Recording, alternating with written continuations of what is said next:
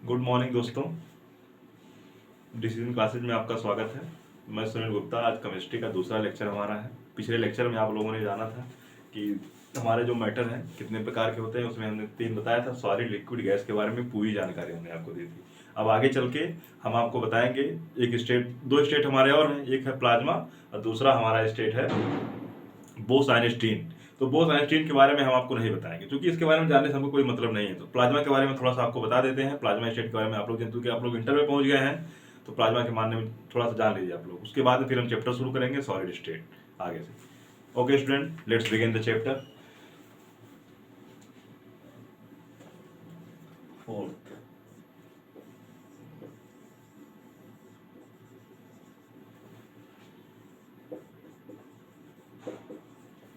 Plasma state.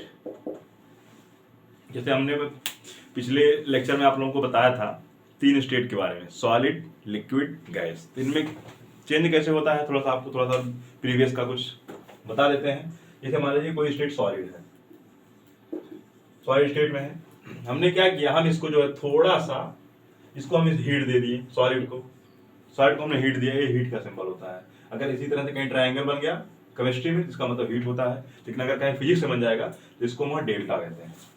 तो ये थोड़ा सा आप लोग ये भी ध्यान दीजिएगा, जो भी चीजें, जितने भी सिंबल बन रहे हैं, सिंबल को आप लोगों को नोट करना बहुत जरूरी है। ओके स्टूडेंट्स, तो आप देखते हैं सॉलिड को हमने थोड़ा सा हीट दिया, एक इसमें कन्वर्ट हो जाएगा लिक्विड में। लिक्विड में होता क्या है, हमने क्या बताया था कि जो सॉलिड होते हैं, सॉलिड के पार्टिकल बहुत ही क्लोज होते हैं आपस में। क्लोज का मतलब क्या होता है कि यहाँ पे जो इंटरमॉलिक्यूलर डिस्टेंस होता है वो लगभग अप्रॉक्सीमेट 0 होता है, ये माना जाता है। लगभग अप्रॉक्सीमेट 0 माना जाता है। लेकिन जब हम इसको हीट देते हैं तो क्या होता है कि इन दोनों के बीच में जो हमारा बॉन्ड बना है, बॉन्ड फॉर्मेशन जो हुआ है, जब इनके इस समय इनके पास जो 2 एनर्जी होती है, एक होती है हमारी काइनेटिक एनर्जी और एक हमारी होती है स्टैटिक एनर्जी। तो काइनेटिक एनर्जी का मान यहाँ पे 0 है।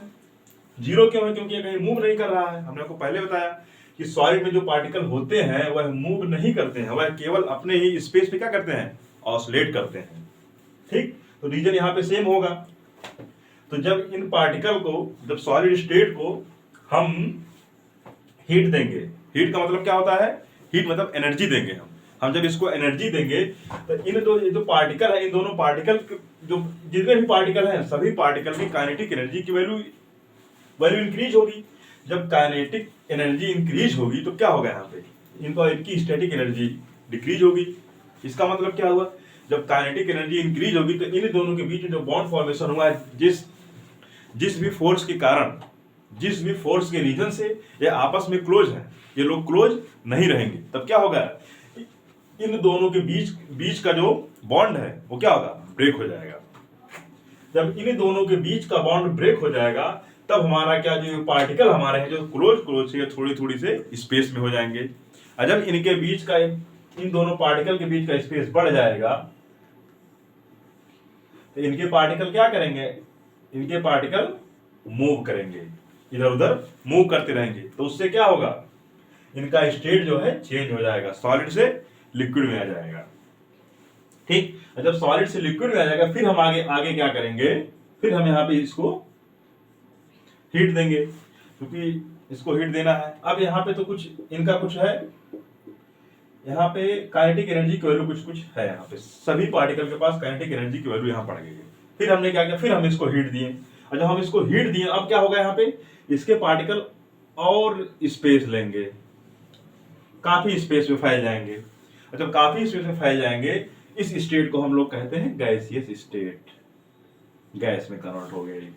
ठीक, इसका मतलब क्या हुआ कि गैस स्टेट में काइनेटिक एनर्जी की वैल्यू सबसे ज्यादा होती है और स्टैटिक एनर्जी की वैल्यू सबसे कम होती है। लिक्विड स्टेट में क्या होता है, लिक्विड स्टेट में यह होता है काइनेटिक एनर्जी की वैल्यू कम होती है, किससे, गैस से, लेकिन सॉलिड से ज्यादा होती है।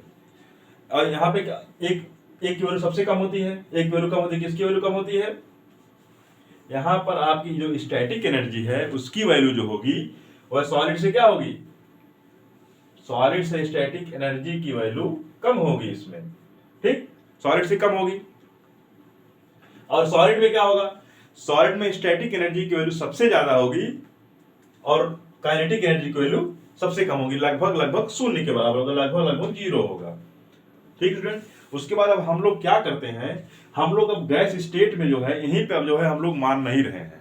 हमने क्या किया, हम इस गैस स्टेट को अब आगे और गर्म कर रहे हैं। अब क्या कर रहे हैं हम लोग, इसको और गर्म कर रहे हैं और हीट दे रहे हैं। और जब हम गैस स्टेट को हमने और गर्म किया और हीट दिया, तब क्या हो गया, ये जो गैस स्टेट है इसके जितने भी आयन है वो सभी न्यूक्लियस छोड़ के निकल जाएंगे, इलेक्ट्रॉन इनके निकल जाएंगे। और जब इलेक्ट्रॉन निकल जाएंगे तो इसी स्टेट को हम क्या कहते हैं, इसी स्टेट को हम कहते हैं प्लाज्मा स्टेट।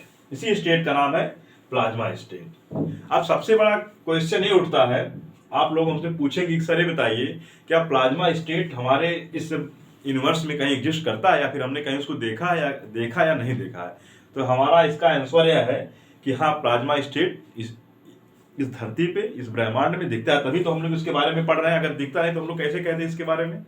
तो इसके बारे में आपको बताते हैं कि आपने भी इसको देखा है, जानते हैं, लेकिन इसको पहचान आप लोगों ने नहीं पाया। तो आपको बताते हैं कि प्लाज्मा स्टेट कहाँ कहाँ पाया जाएगा, कहाँ कहाँ होता है, प्लाज्मा स्टेट की हमारे जीवन में क्या क्या उपयोग है, क्या क्या उसके यूज है हमारे लाइफ में।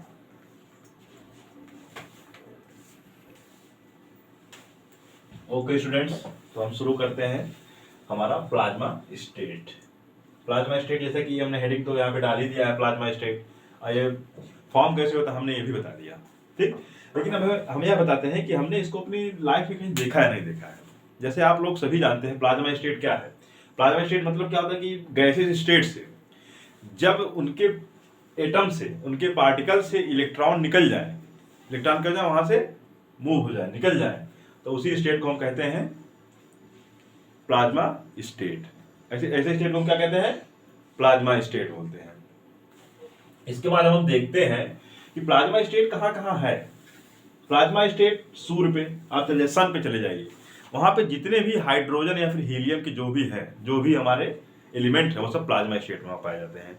क्योंकि सूर्य की एनर्जी इतनी ज्यादा है कि वह जो है क्या करता है, इलेक्ट्रॉन से, पार्टिकल से उनके आयन को वह निकाल देता है। इसीलिए सूर्य पे जितने भी, सन पे जितने भी गैस वाले फॉर्म में हैं वो सब लोग प्लाज्मा स्टेट में पाए जाते हैं।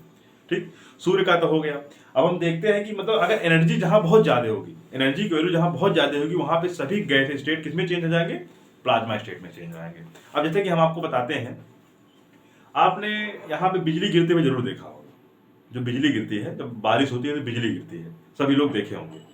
तो जब बिजली गिरती है तो आप लोग ये पाते हैं कि एक कोई एनर्जी की रे आती है, पृथ्वी पे कहीं गिरती है, जहां गिरती है वहां पे कुछ नुकसान कर जाती है, कई लोग उससे उनका देहांत हो जाता है और सारी चीजें होती हैं।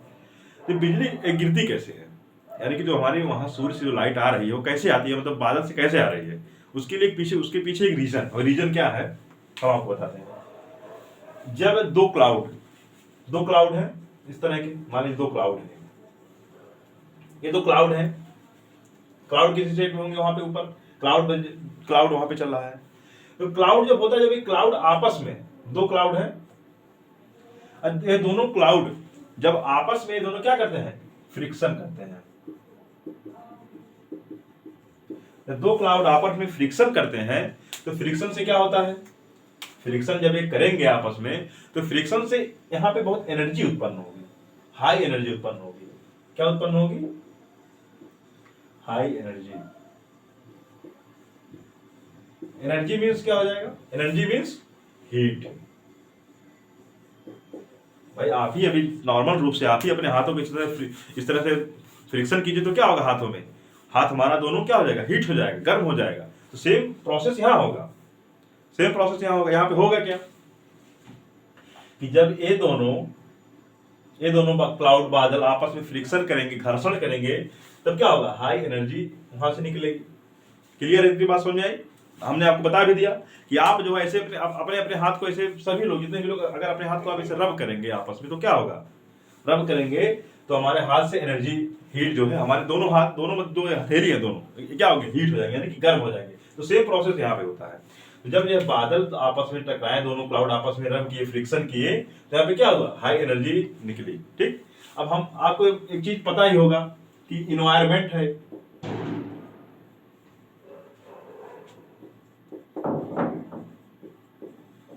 इन्वायरमेंट जो है, इन्वायरमेंट में चीजें कैसी हैं, जितने भी जो भी चीजें इन्वायरमेंट में कैसे हैं, किस स्टेट में है,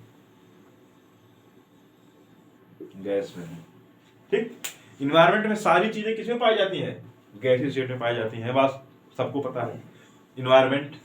तो जब इन्वायरमेंट में गैस स्टेट में सारी चीजें हैं तो हम यहाँ पे ये पाते हैं कि जब गैस स्टेट में है और एनर्जी यहाँ पे कौन सी उत्पन्न हुई है, हीट उत्पन्न हुई है, वो भी हाई लेवल की एनर्जी उत्पन्न हुई है।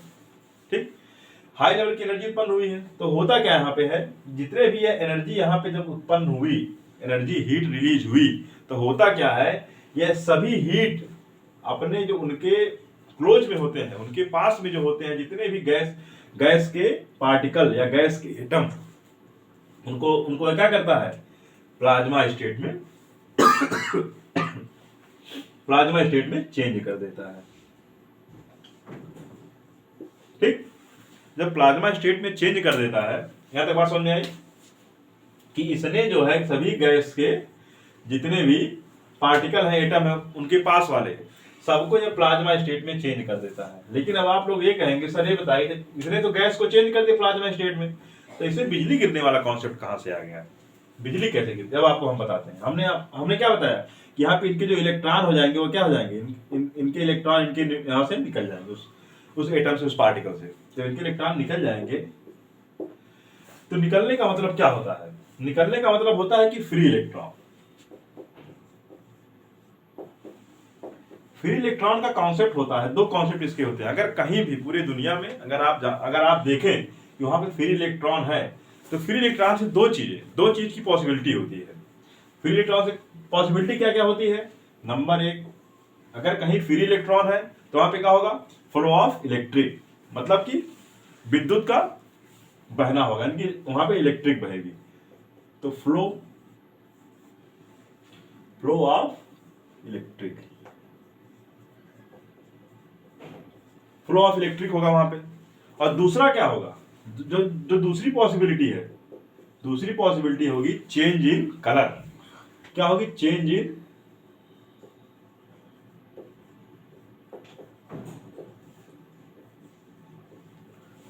समझ आया। अगर कहीं भी पूरे दुनिया में अगर हम फ्री इलेक्ट्रॉन पाएंगे तो वहां पे दो पॉसिबिलिटी हो सकती है। पहली पॉसिबिलिटी क्या है, फ्लो ऑफ इलेक्ट्रिक करंट का वहां पे फ्लो हो सकता है।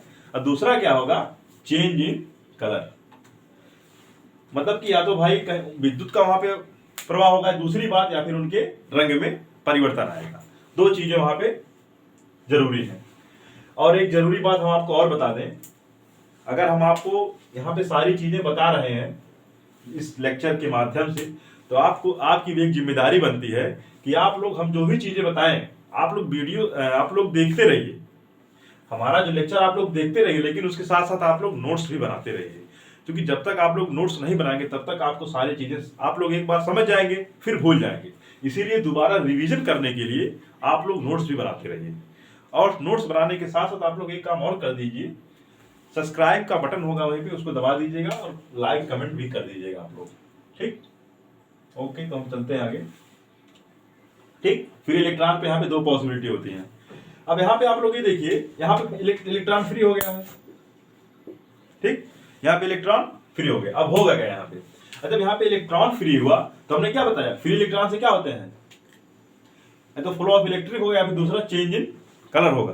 तो यहाँ पे यह चीजें होती हैं, जब इलेक्ट्रॉन यहाँ पे फ्री हो गए, ठीक, तो होगा क्या, यहाँ पे इलेक्ट्रिक का फ्लो हो जाएगा। क्या होगा, इलेक्ट्रिक का फ्लो हो जाएगा। और जब इलेक्ट्रिक का फ्लो होगा तो क्या होगा, फिर वही सीधा क्या आती है, लाइट आती है हमारे अर्थ पे, तो वही बिजली गिरती है, जिसको हम कहते हैं कि यहाँ बिजली गिरी, इतने लोग मर गए या फिर जो भी चीज, इतना नुकसान हुआ। और वो जो बिजली जहाँ पे गिरती है वहां का वो जो टेम्परेचर होता है बहुत हाई होता है। ठीक, तो जितने भी लोग लेक्चर देख रहे हैं वो बताएंगे कि जहाँ पे बिजली गिरती है वहां का टेम्परेचर कितना हाई होता है, कितने केल्विन में टेम्परेचर होता है। ठीक, एक बात और हम आप लोगों से पूछना चाहते हैं कि अगर जो हमारा जो केमिस्ट्री है, केमिस्ट्री का मतलब कि जो भी चीजें हैं इसमें एसआई मात्रा, एसआई यूनिट बहुत जरूरी होती है। तो एसआई यूनिट हमको बता दीजिएगा आप लोग कि टेम्परेचर की एसआई यूनिट क्या है। सभी लोग कमेंट करके बताइएगा कि टेम्परेचर की एसआई यूनिट क्या होती है। और अगर हम कहीं किसी भी टेम्परेचर को 0 डिग्री में दे दिए, 0 डिग्री सेंटीग्रेड में दे दिए हैं, अगर इसको हमको कन्वर्ट करना हो केल्विन में तो कितना इसमें ऐड करेंगे या फिर कितना क्या माइनस करेंगे, ये भी चीज़ आप लोग जरूर कमेंट करके बताइएगा। तो उसके बाद नहीं फिर हम आपको बता देंगे उसमें। ठीक, तो एसआई यूनिट बहुत जरूरी है, क्योंकि एसआई यूनिट से हर चीज़ें होती हैं। तो यहाँ पे इतनी बात समझ आएगी आप लोगों को। अब देखिए, इसीलिए हम कहते हैं कि यहाँ पे अब क्या हुआ, यहाँ पे बिजली गिरी, उसके बाद कुछ जो भी चीज़ें होना होता है, तो इसीलिए ऐसे ही यही प्रोसेस होता है। बिजली गिरने में इतने सारे प्रोसेस यहाँ पे फॉलो होते हैं। और देखिए, हमने एक चीज़ और बताया, चेंज इन कलर। एक तो हमने बता दिया flow of electric, change in colour कब मिलता है देखने को हमको, तो इसकी भी दो पॉसिबिलिटी होती है। जो फ्लो ऑफ इलेक्ट्रिक होता है, इसका मतलब क्या होता है, हमने तो आपको बता दिया कि हमारा फ्लो ऑफ इलेक्ट्रिक हो गया, तो फ्लो ऑफ इलेक्ट्रिक हमने कर दिया। चेंज इन कलर कैसे होता है, ये चीजें हमने आपको नहीं बताया। तो चेंज इन कलर के बारे में भी हम आपको जो है बता देते हैं।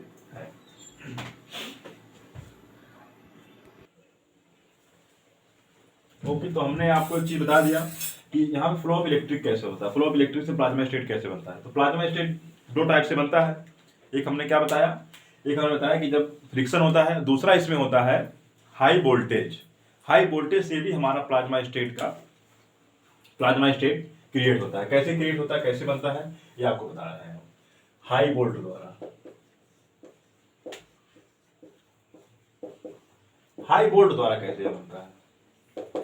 ठीक, देखिए हाई वोल्ट का एक हमने आपको दो कॉन्सेप्ट बताया, एक फ्रिक्शन द्वारा हो गया, एक दूसरा क्या है, हाई वोल्ट द्वारा। तो हाई वोल्ट द्वारा आप लोग सभी लोग देखे होंगे। देखिए इसको हम कैसे सेट करते हैं, हमने क्या बताया, हम कोई भी ले लेते हैं, एक लाइट हम लोग ले लेते हैं। लाइट सभी लोग देखे होंगे, मान लीजिए लाइट है, एक बल्ब है। ठीक, इस बल्ब में क्या होता है, एक गैस भर दिया जाता है, कोई भी गैस। इस बल्ब में कोई गैस भर दिया गया, इस बल्ब में गैस भर दिया गया। जो गैस भरी जाती है वो गैस हमारी इनर्ट गैस होती है।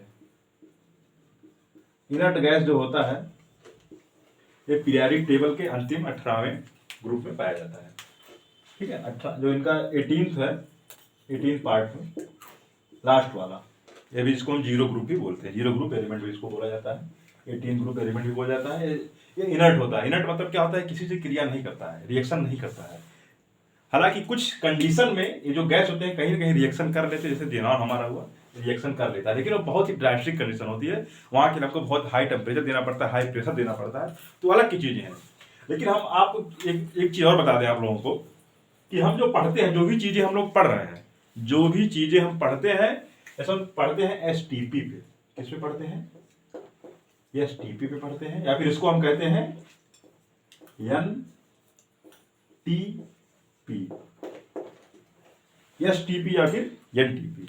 STP का मतलब क्या होता है, STP का मतलब होता है स्टैंडर्ड टेम्परेचर एंड प्रेशर, या फिर NTP का मतलब क्या होता है, नॉर्मल टेम्परेचर एंड प्रेशर। हम जो भी चीजें पढ़ते हैं वह सब मतलब सिंपल रहता है। सिंपल यानी कि स्टैंडर्ड टेम्परेचर एंड प्रेशर या फिर नॉर्मल टेम्परेचर एंड प्रेशर, जो भी हमारा रहता है रूम टेम्परेचर हम मान लेते हैं कि एक सिंपल कंडीशन में लोग पढ़ते हैं, ना कि हम लोग प्रेशर बढ़ा दें, टेम्परेचर बढ़ा दें, तब क्या होगा, उससे कोई मतलब नहीं है। जो भी चीजें पढ़ते हैं वह नॉर्मल होती है। अगर हम उसमें कोई चेंज करते हैं तब उसकी कंडीशन बदल जाती है, चेंज कंडीशन भी चेंज हो जाएगा। इसी प्रकार से हमने इसमें इनर्ट गैस डाल दिया। अब हम क्या करते हैं कि जैसे ही हम यहाँ पे जो है हाई वोल्ट यहाँ पे फ्लो करवाते हैं इस बल्ब में, हमने हाई वोल्ट दिया इस बल्ब में, तो होता क्या है, जब हमने हाई वोल्ट दे दिया इस बल्ब में, तो जितने भी जो गैस हमारे भरे गए हैं इसमें, जो गैस हमारा इनर्ट गैस जिसमें जो फिल किया गया है, उस गैस से सभी इलेक्ट्रॉन निकल जाते हैं, सभी इलेक्ट्रॉन निकल जाएंगे। जब सभी इलेक्ट्रॉन निकल जाएंगे तो हम लोग क्या पाएंगे, हमने क्या बताया, फ्री इलेक्ट्रॉन का मतलब दो कंडीशन, फ्री इलेक्ट्रॉन या तो इस तरह से आई मूव होगा, दूसरी बात क्या होगी, जल्दी से बताइए, दूसरी बात हमारी होगी, या तो फ्री इलेक्ट्रॉन होगा तो आई मूव होगा, दूसरा चेंज कलर चेंज होगा।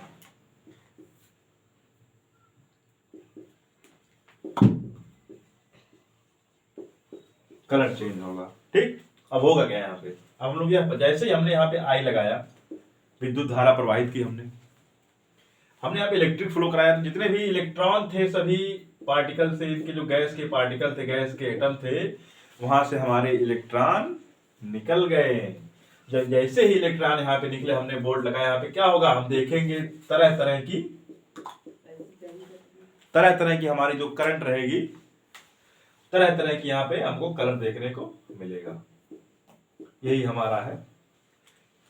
इसे आप लोग जब कई प्रकार का हमारा रेंज यहाँ पे निकलेगी कलर, चूंकि यहाँ फिर इलेक्ट्रॉन है तो फिर यहाँ पे क्या होगा, कलर हो जाएगा। तब ये क्या हो जाएगा, कलर। कई प्रकार के कलर यहाँ पे निकलने लगेंगे।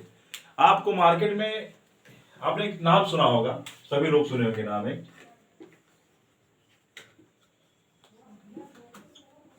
प्लाज्मा टीवी का नाम सभी लोगों ने सुना होगा।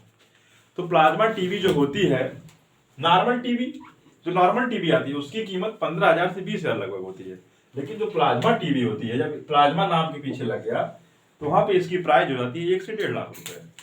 तो ये अंतर होता है प्लाज्मा टीवी में। इसीलिए देखो, केवल प्लाज्मा नाम लगने से उस टीवी की प्राइस कितनी ज्यादा हाइक हो गई। सेम प्रकार यहाँ पे होता है वही, कि प्लाज्मा यहाँ पे कोई ना कोई गैस भर देते हैं, इसमें गैस फिल कर देते हैं, और जैसे हम गैस फिल करते हैं उसी पर जैसे यहाँ पे इलेक्ट्रिक पहुंचती है, वोल्टता जाती है, यहाँ पे वोल्टता पहुंचती है, तो इलेक्ट्रॉन उनके निकल जाते हैं। जब इलेक्ट्रॉन निकल जाते हैं तो सारी चीजें आपको किस में दिखाई देती हैं, कलर में दिखाई देती हैं। सभी लोगों ने डिस्को लाइट देखा होगा, आजकल ट्रेंड में डिस्को लाइट सभी लोग देखे होंगे। तो डिस्को लाइट हमारा जो जलता है उसमें बहुत सारे रंग बिरंगे कई प्रकार की लाइटें निकलती रहती हैं। वह किसका एग्जाम्पल है, इसी प्लाज्मा का एग्जाम्पल है। ठीक, डिस्को लाइट में क्या निकलता है, प्लाज्मा। डिस्को लाइट तरह तरह की निकलते रहती है, कलर वाले, कभी ग्रीन निकलेगा, येलो निकलेगा, जो भी सारे निकले, रंग बिरंगे निकलते रहते हैं उसमें। वो हमारा है, वही उसका एग्जाम्पल है। उसी तरह से हमारा प्लाज्मा स्टेट का एग्जाम्पल है। ओके,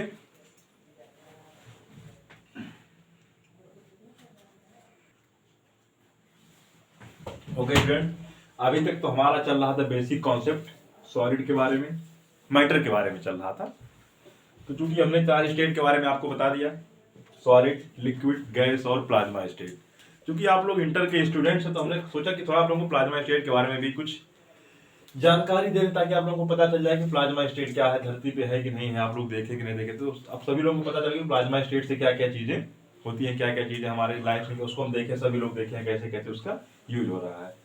तो अब आगे हम अपना चैप्टर स्टार्ट करते हैं, जो हमारा चैप्टर का नाम है सॉलिड स्टेट। अब यहां से आपका चैप्टर पूर्णतः स्टार्ट हो गया है।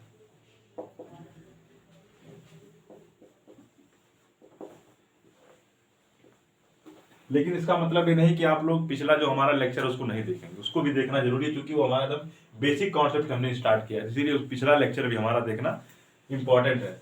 और सबसे इंपॉर्टेंट चीज हम ये है कि आप लोगों को नोट्स भी बनाते रहना है, क्योंकि बिना नोट्स के कोई फायदा नहीं है। आप लोग मेरी वीडियो देखेंगे, मेरा लेक्चर देखेंगे, तो क्या होगा कि आपने लेक्चर देखा, उतने समय के लिए, कुछ समय के लिए आपको समझ आएगा हाँ ये चीजें होती हैं। लेकिन जब दोबारा आपको कुछ दिन बाद, कुछ महीने बाद आप सोचेंगे कि हम इसको पढ़ें, तो क्या होता है, वो चीजें भूल जाती हैं।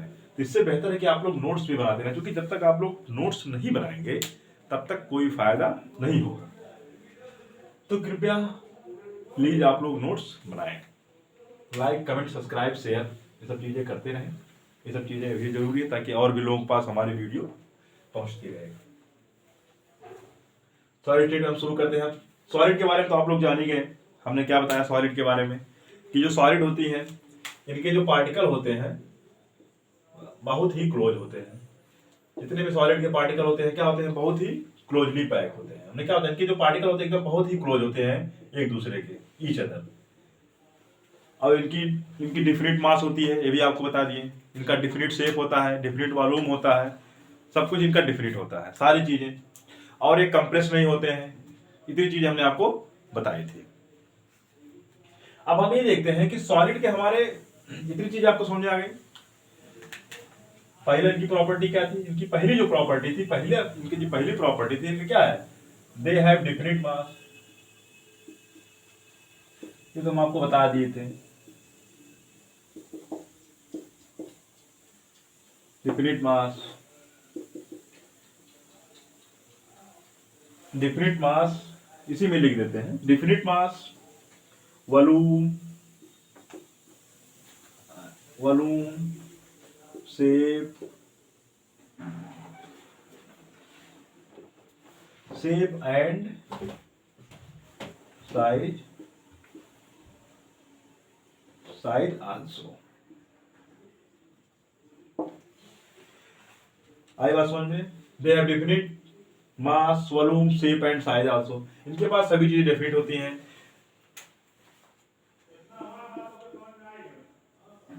दे डोंट कंप्रेस, इनको हम दबा नहीं सकते हैं। और क्या होता है? Their particle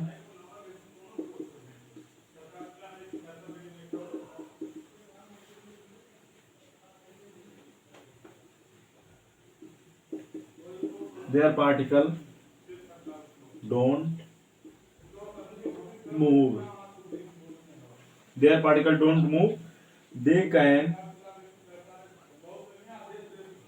only oscillate in his space।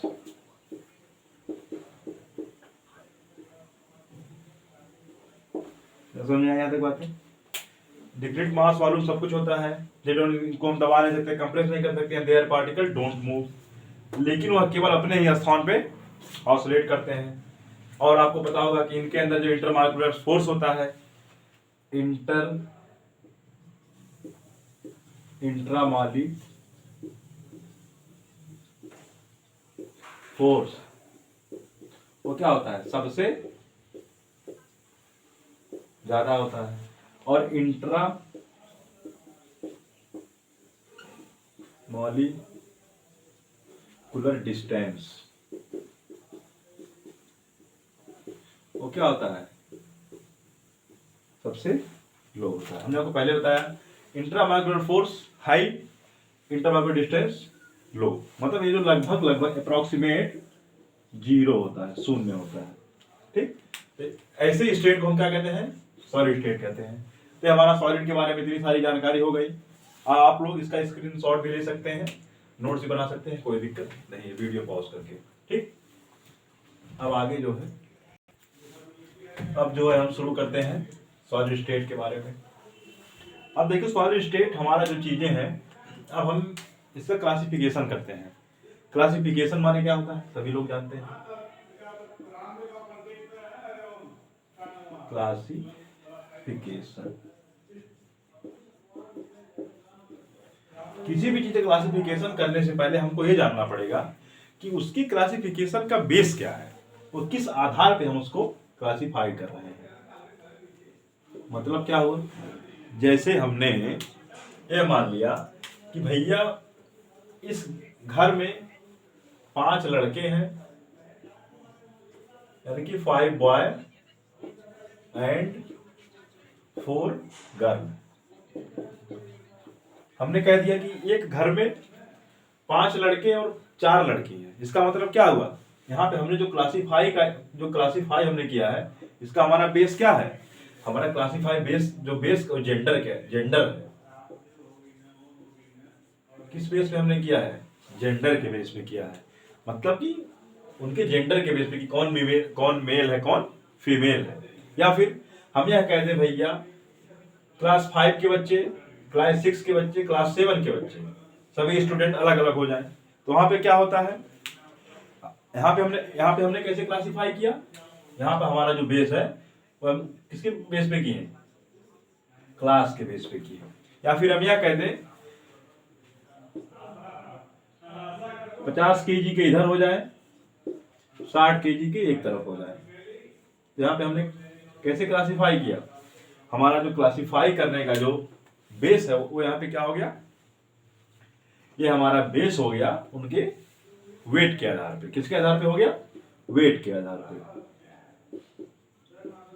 तो इसी प्रकार से हम अगर कोई भी चीज क्लासिफाई करते हैं तो उसके लिए हमको बेस की जरूरत पड़ती है। तो हम किस बेस से इसको क्लासिफाई कर रहे हैं, उस बेस से हमको देखना पड़ता है कि किस बेस से हम इसको क्लासिफाई कर रहे हैं। तो हमारा जो क्लासिफाई करने का बेस यहाँ पे है, हम इसको क्लासिफाई करेंगे इसकी ज्योमेट्री के बेस पे क्लासिफाई करेंगे।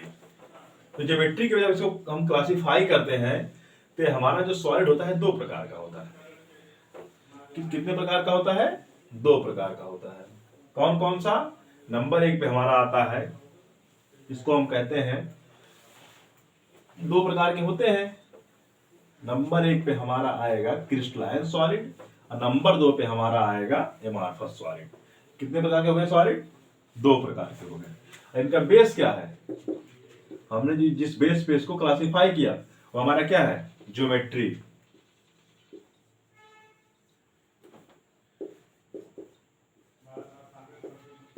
हमने किसको कैसे किया? इसको जियोमेट्री के आधार पे हमने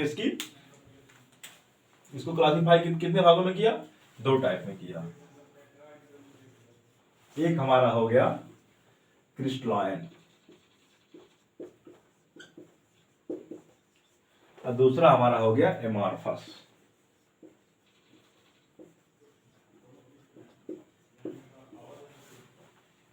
दो प्रकार के हमारे सॉलिड हो गए, एक क्रिस्टलाइन हो गया और एक एमॉर्फस हो गया। अब एमॉर्फस और क्रिस्टलाइन के जो दो प्रकार के जो सॉलिड हैं, इन दोनों सॉलिड में क्या क्या डिफरेंसेस हैं इसके बारे में हम आपको अब बताएंगे। क्योंकि हमारा सॉलिड कितने प्रकार का हो गया? 2 प्रकार, क्रिस्टलाइन और एमॉर्फस। अब इनके जितने भी डिफरेंस हैं, जो भी सारी चीजें हैं, अब आपको बताएंगे इनकी प्रॉपर्टी क्या है, इनमें क्या क्या डिफरेंस है। क्योंकि प्रॉपर्टी के साथ साथ डिफरेंसेस भी आपका हो जाएगा।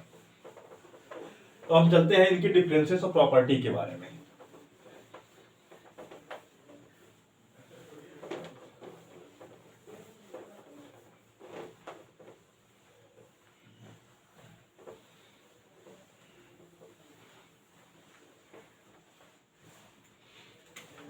ठीक, एक तरफ हो जाएगा प्रॉपर्टी,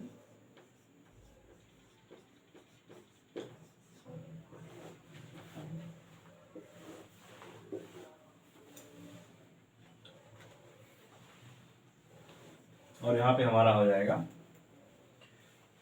क्रिस्टलाइन,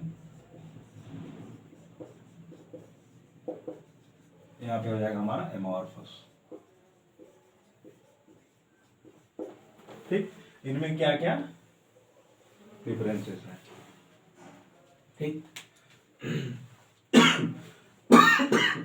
प्रॉपर्टी, पहली प्रॉपर्टी इसकी हम देखते हैं क्रिस्टलाइन और एमॉर्फस।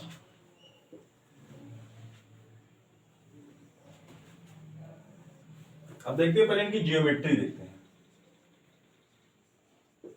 इनकी जियोमेट्री कैसे होती है। जियोमेट्री क्या होती है? जियोमेट्री के बारे में हमने बताया। जियोमेट्री का मतलब ये होता है कि इनकी जो व्यवस्था है वो व्यवस्था कैसी है। जियोमेट्री का मतलब ये हो गया, हम आपको ये बता दें कि जैसे कोई भी चीज हम किसी भी चीज का निर्माण हो रहा है, कोई भी चीज अगर बनी हुई है तो उसकी जियोमेट्री कैसी है, मतलब किस आधार पे वो बना हुआ है। उनका जो पैटर्न है, एक अल्टरनेट पैटर्न, एक के बाद एक दूसरा आ रहा है कि नहीं आ रहा है। कि अगर हम कोई चीज देखें, जैसे एक के बाद हमेशा क्या आता है? 2 आएगा, 2 के बाद 3 आएगा, 3 के बाद 4 आएगा। तो हमें क्या कहेंगे कि एक पैटर्न में है।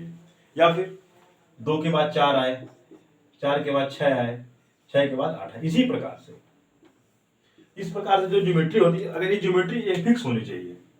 इस प्रकार से अगर ज्योमेट्री कहीं फिक्स है, मतलब 1 के बाद 2 आया, 2 के बाद 3, यहाँ पे मतलब +1 का गैप यहाँ पे आ रहा है, यहाँ पे +2 का गैप आ रहा है। सेम पैटर्न होना चाहिए।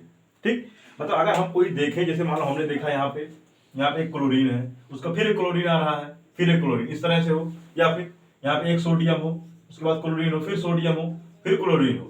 तो यहाँ पे इसको हम कहेंगे ज्योमेट्री का है, ये फिक्स ज्योमेट्री है, इसी को हम ज्योमेट्री बोलते हैं। इनको होता है इनकी जो ज्योमेट्री, जो इनकी संरचना है वह कैसी है। अब संरचना के आधार पर, ज्योमेट्री के आधार पर दो प्रकार से बांटा।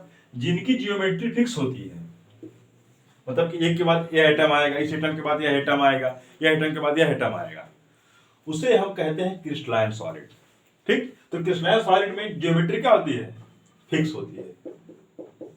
ठीक, इसमें क्या होता है? इसमें फिक्स नहीं होता है, यहाँ पे नॉट फिक्स होता है।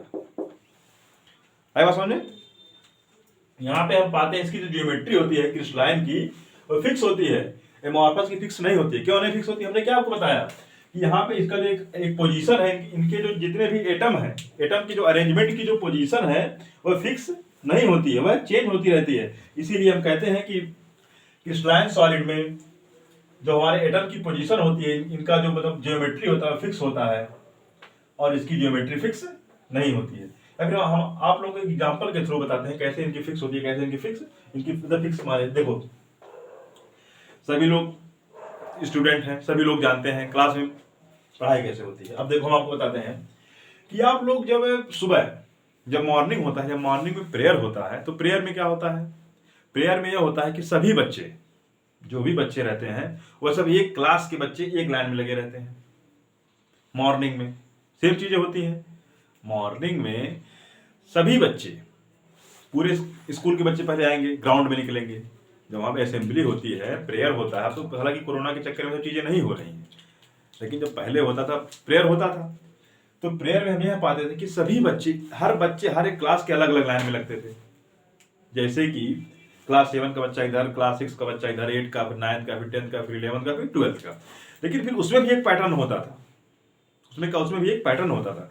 पैटर्न का मतलब क्या होता था, ये तो फिक्स हो गई इतनी बातें। उसमें पैटर्न क्या होता था कि सबसे जो छोटा बच्चा है वह सबसे आगे, उससे बड़ा, इस तरह से पैटर्न होता था, ये चीजें होती थी। तो यहाँ पे क्या हुआ, यहाँ पे एक पैटर्न फिक्स है, मतलब 6 के बाद 7 है, 7 के बाद 8 आया, 8 के बाद 9 की लाइन लगी, ठीक। तो वहां पे हमारा हो गया, ज्योमेट्री फिक्स हो गई, ठीक। उसके बाद हमारे एमॉर्फस में क्या होता है, सेम चीजें, ये चीजें हो गई। लेकिन यही चीज जब दोपहर में इंटरवल होता है, जब लंच होता है, तो लंच में बच्चे क्या होते हैं, पूरे क्लास के बच्चे स्कूल में घूम रहे हैं, कौन 6 का है, कौन 7 का है, कौन 8 का, कोई मतलब नहीं है। वहां पे उनकी ज्योमेट्री फिक्स नहीं हुई, ठीक। इसी पैटर्न को हम कहते हैं एमॉर्फस, इसको हम कहते हैं क्रिस्टलाइन सॉलिड। क्योंकि यहाँ पे क्या हुआ, यहाँ पे इनकी ज्योमेट्री फिक्स है, यहाँ पे इसकी ज्योमेट्री फिक्स नहीं है। अब इसके बाद हमारा जो दूसरा है, दूसरी जो प्रॉपर्टी है, ये दूसरी प्रॉपर्टी हमारी है पैटर्न।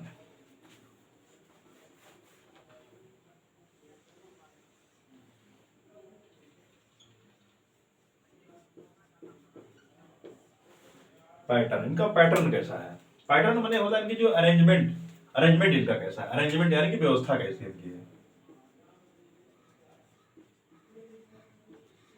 इनकी अरेंजमेंट कैसी है।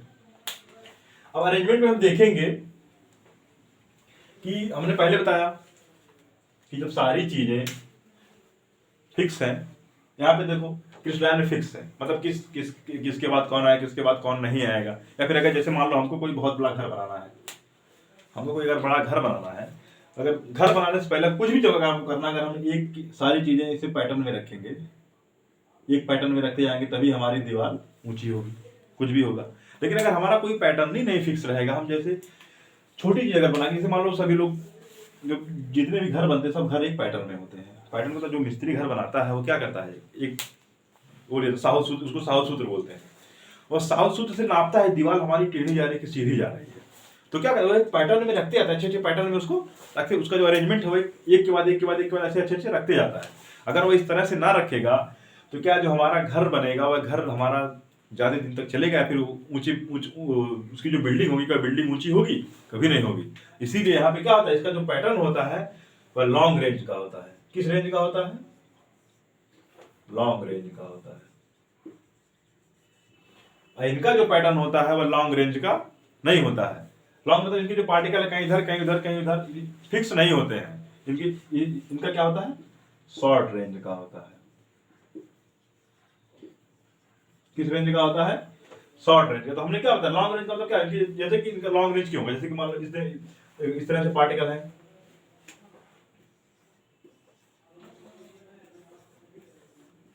इस तरह के पार्टिकल हुए। अब इनके पार्टिकल के बीच कुछ देखो, यहाँ पे सभी लोग स्पेस दिख रहा है, मान लो यहाँ पे हमने, तो यहाँ पे एक यहाँ पे आएगा, एक यहाँ पे आएगा, एक इसी तरह से सभी पार्टिकल यहाँ पे इसी तरह से इनके जो है वाइड में भर जाएंगे। सभी इसको वाइड बोलते हैं, अभी आगे बताएंगे वाइड क्यों कहते हैं। सभी जितने भी हैं सभी वाइड में भर जाएंगे। इसी प्रकार इनका जो अगला पैटर्न होगा वैसे हो, इस तरह से होगा। तो उसका फिर जो इनका जो अगला पार्टिकल आएगा वह इस तरह से होगा, अगला जो आएगा इस तरह से होगा। इसीलिए इसी तरह से भरते जाते हैं इसी प्रकार के, इसीलिए इनका लॉन्ग रेंज होता है। इनका जो होता है लॉन्ग रेंज ऑर्डर होता है, इनका अरेंजमेंट होता है वो लॉन्ग रेंज में जाता है, ज्यादा समय तक वो स्थिर रहता है, स्टेबल रहता है। इनका क्या होता है, इनका कोई पार्टिकल ऐसे होगा, कोई कहीं अरेंज होगा, इनका कोई एक फिक्स ऑर्डर नहीं होता है, कहीं भी कोई हो जाएगा, इनमें कोई फिक्स ऑर्डर नहीं होता है। इसीलिए इनका जो पैटर्न होता है वो हमारा क्या होता है, शॉर्ट रेंज पैटर्न होता है। ओके,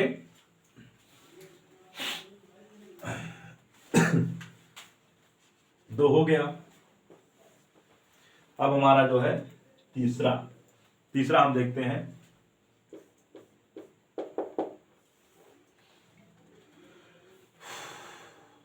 ओके स्टूडेंट्स, तो आज की वीडियो लेक्चर बस यहीं तक रहेगा, इसलिए कि समय का अभाव है थोड़ा सा, तो बाकी सारी चीज़ें हम आपको अगले लेक्चर में बताएंगे। तब तक के लिए आप लोग बने रहिए हमारे साथ, और सबसे ज़रूरी चीज़ आप हमारे चैनल को सब्सक्राइब कर लीजिए, ताकि आप और आने वाले जो वीडियो हैं सारे सब्सक्राइब करने के बाद आप लोग उसका जो नोटिफिकेशन बेल को भी दबा दीजिए, ताकि आप ऑल पे सिलेक्ट कर दीजिएगा, तभी सभी सारी चीज़ें आपके पास आते रहेंगी। और सबसे बड़ी चीज़ यह है कि आप लोग हमारे चैनल पे लाइक सब्सक्राइब कीजिए, कमेंट कीजिए, शेयर कीजिए अपने दोस्तों में, ताकि और सबके। तब तक के लिए नमस्कार, जय हिंद।